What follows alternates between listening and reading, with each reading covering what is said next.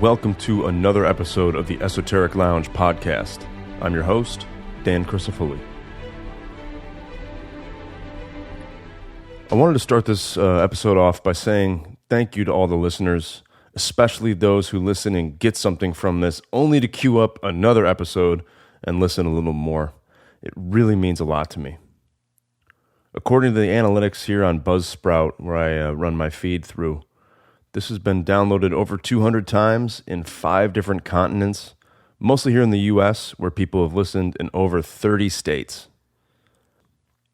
I'm really grateful that there are others out there who thirst for this kind of knowledge, the kind of knowledge that's never in the mainstream and really feeds the soul.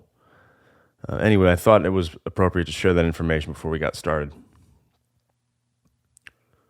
Today I'm going to be touching on the individual, or individuality. More specifically, the individual in each one of us that seems to be under attack by mob mentality and social orders that infringe on basic rights that we as individuals have.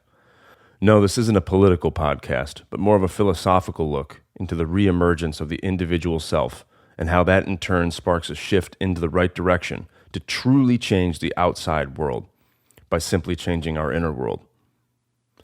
Athenian philosopher Socrates once said, "The unexamined life is not worth living." What does this mean? It could mean that a life lived as a servant to the outer world, a life void of introspection and self-discovery, is a tree that bears no real fruits. The purpose of life is to learn lessons that enrich our soul and in turn inspire us to be a more centered individual. With a more stable version of your individuality comes a more stable outside world. A wise man once said to me, "Tend to your own garden."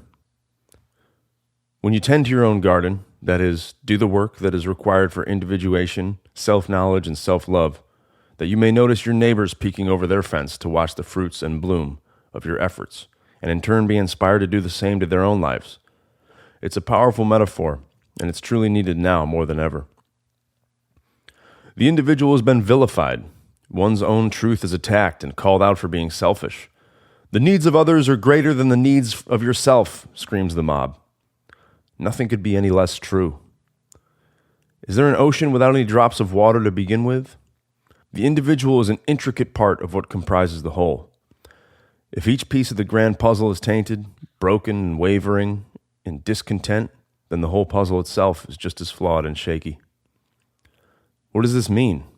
How do we endeavor to know ourselves more than we do already? And what can we do to further that knowledge? I myself have found that time alone is the first step in unlocking your truest self. It's time that no one can take from you and everyone respects.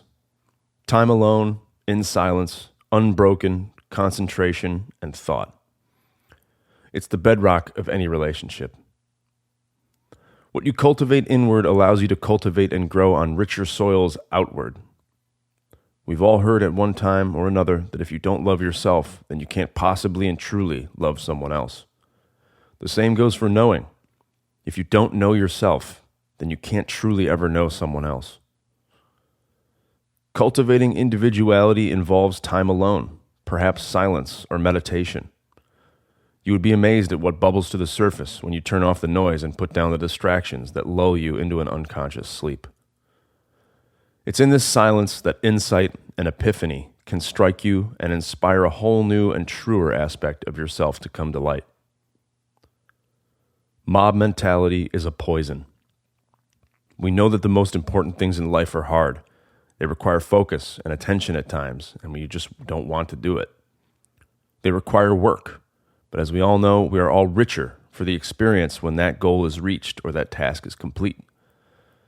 With self-knowledge, the work is never complete, but that's the beauty of it all.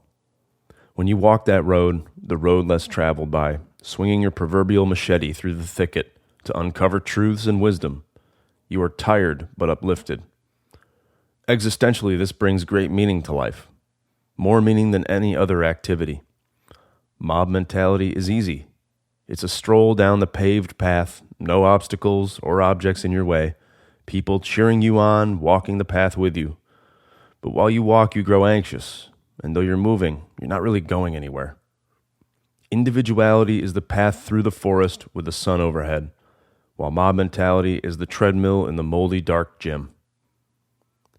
I hope that the message is clear, that whatever you choose to do, you devote some time to self-exploration, and let go of the crippling self-denial and usurpation that exists in that little voice in the back of your head.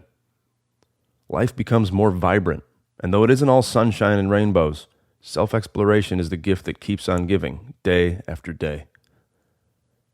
The individual is the saving grace for our entire outer world. Imagine everyone having that self-love and appreciation and bringing that out into the world each and every day. Suffice it to say, the world would indeed be a different place. I hope that this inspires you to take on your own personal brand of self-inquiry and to pull yourself away from groupthink.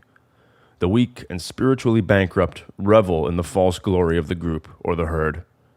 Be your own individual and bring the truest version of you into the light and out into the world. We all benefit from it. I hope you enjoyed this episode. Thanks for listening.